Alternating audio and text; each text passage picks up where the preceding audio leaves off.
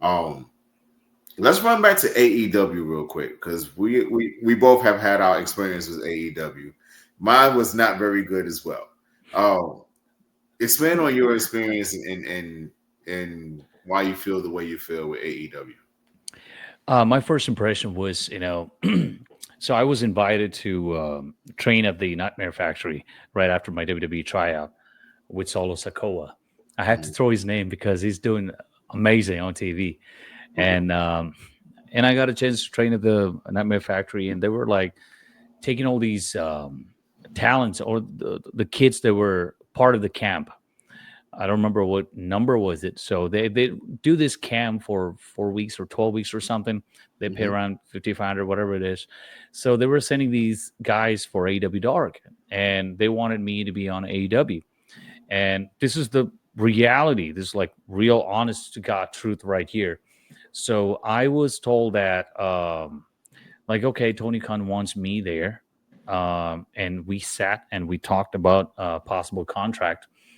First year 50K, second year 70K, third year 90K. That's what the guy that I spoke to told me. I'm like, okay, that's awesome. We just want you to come by and work a match. And I I go there.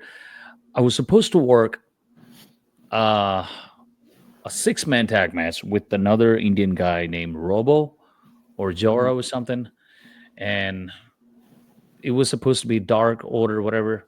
And then that changed to a tag match. And 15 minutes before the match, again, it changed. So referee, what was her name? Aubrey, whatever, Edwards. She was the one writing down all that, and that's already gave me an impression. So within 2 hours, they changed the match back and forth like 3, 4 times. And I go up there, got a chance to work with Cole Cabana and Evil Uno.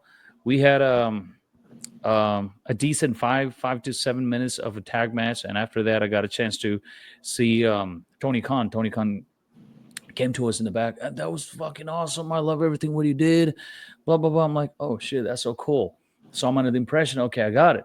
Now, when I walking around, I've said this before in the past podcast. Some other guys, like Billy Gunn's kids, MJF, the Orange Cassidy dude, and all that, they don't really wanted to communicate with anyone. They have their own setup. They have their own people. They have their own group, just like Click, and it was not a vibe that I was expecting.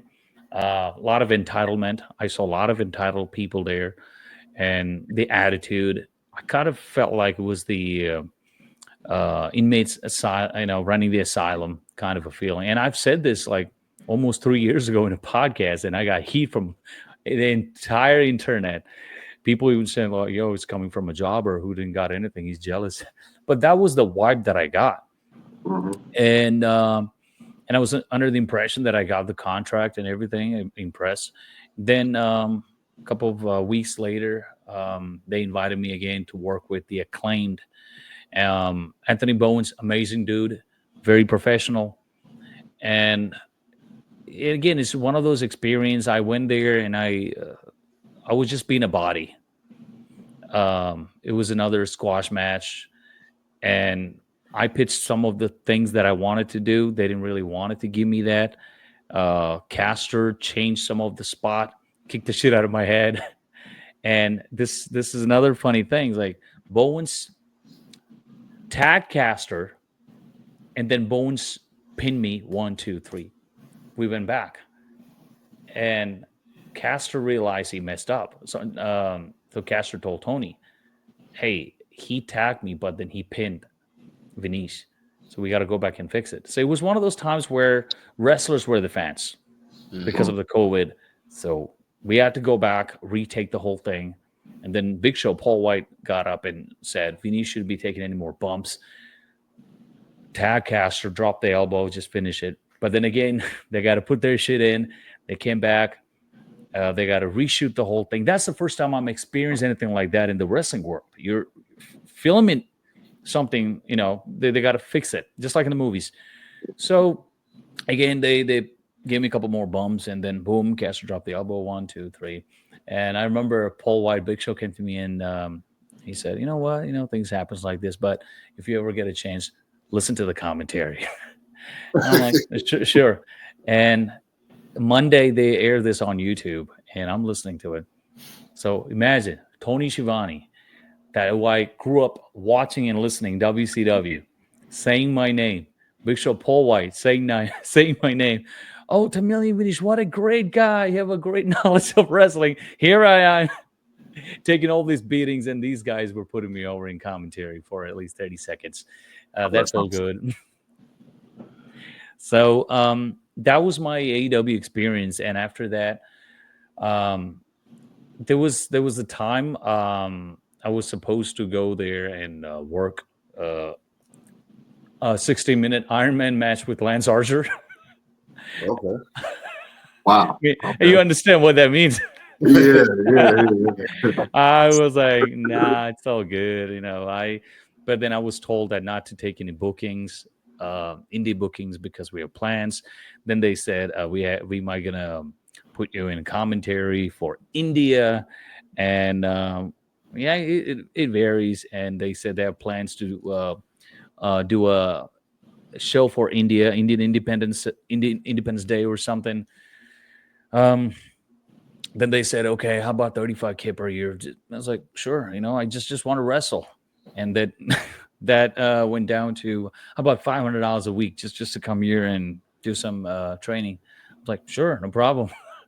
None of those things happen. And I remember my last day at the not my factory. I told QT, like, I really appreciate all these things that you guys are doing it. But I'm out. I just wanted to work. I want to wrestle. I can't. Then I ended up traveling in. Anyway, for your question, that was my AEW experience.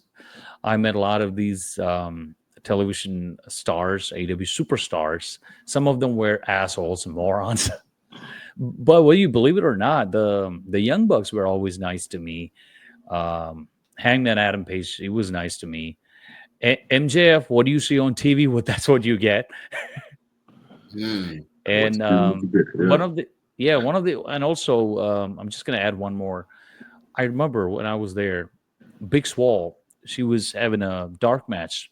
She got chopped on her neck by some new rookie. I don't remember her name, but and I was in the back, and we me and one of my buddy, we got her ice bag and all that, and she was sitting in the corner.